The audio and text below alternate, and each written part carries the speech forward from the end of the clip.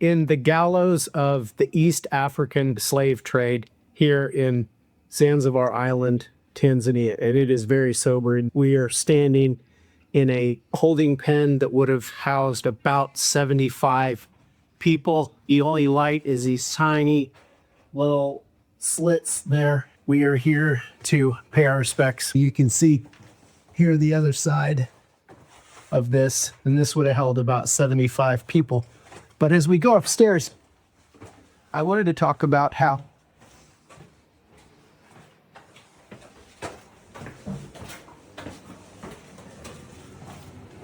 the light just keeps shining with the resiliency of the people of the African continent. And so, as we go outside here,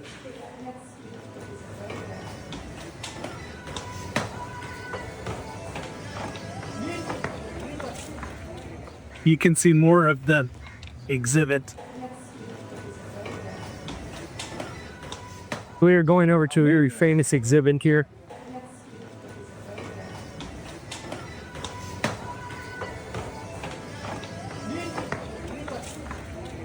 You see the 5 people, representative of an artist's depiction of what was happening here. This was the biggest slave trade in East Africa.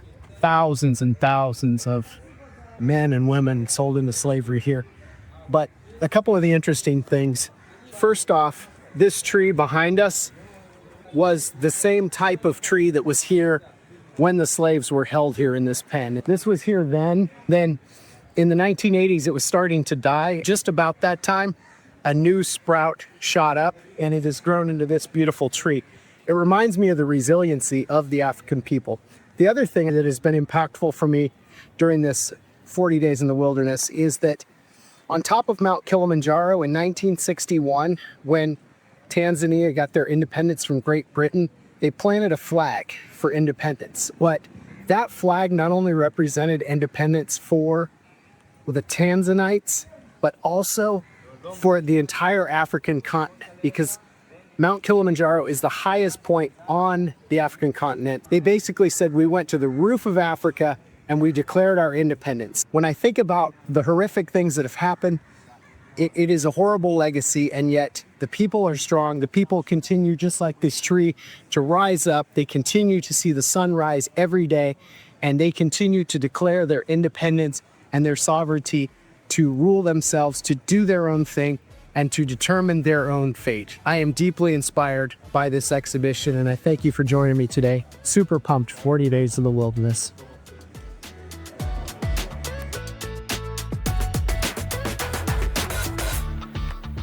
If you've ever dreamed of pressing pause and rediscovering what makes your heart sing, I invite you to follow along on our YouTube channel or on Super Pumped Life on Spotify or Apple Podcasts. I'll be posting every day, not only a podcast, but updates, stories, bonus coverage, and reflections through this super pumped adventure. If you're one of our awesome audio-only listeners, I would encourage you to go over to YouTube to see the incredible video footage of all that is going on in this 40-day super pumped adventure in the wilderness. Thanks for joining me today, and I will see you tomorrow.